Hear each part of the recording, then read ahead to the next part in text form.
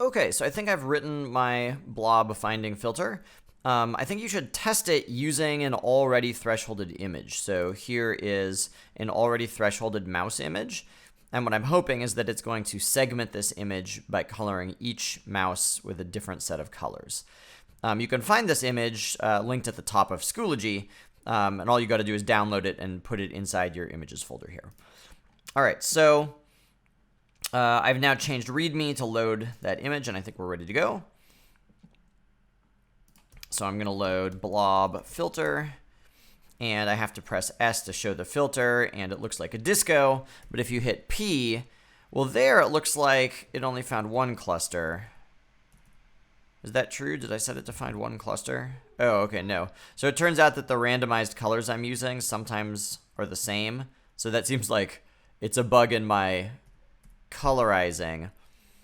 But at least sometimes you see that they're different shades. Okay, so I should change my code so that it assigns two very different colors. But anyway, it seems like that's working. So the next step would be testing my own thresholding code to make sure the thresholding works. So let's do that. I'm going to use this mouse 0 picture. So let's change run me. So it's mouse0.png. And then here is my threshold filter. Where'd it go? Threshold filter. So right now I just have a hand set threshold of 200.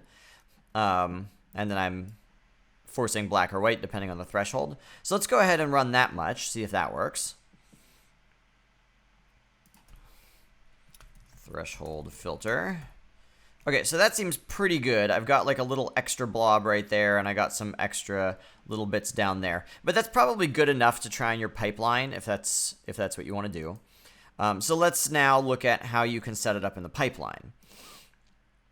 So in my pipeline, instead of doing convolution filters, first I want a threshold filter, which I'll call threshold, new threshold filter. Then second, I want a blob filter, new blob filter.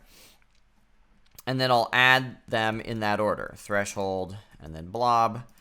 And then all that can stay the same. So the only thing you might want to do is you might want to change your classes to add setter methods so that you can configure them more easily. So come on, thresh. Oh, I see the problem. Threshold dot set threshold, so that instead of 200, I can set it to be whatever I want out here. And then here we could do blob.set num clusters to 2. So let's go ahead and add those two methods.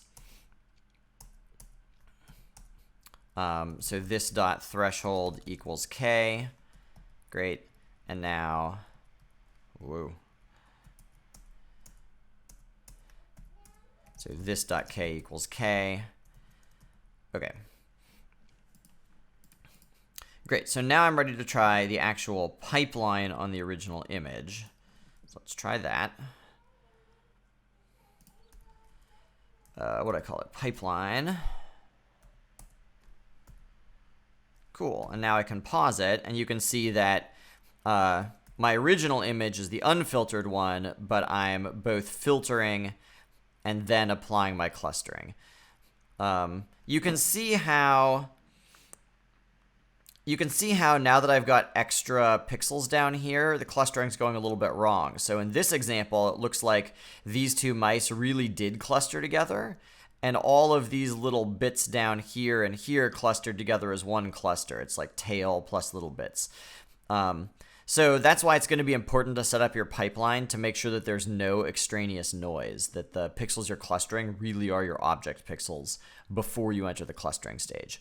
But if you get this far, that's good. Let's come back in the next video for more advice about that other thing.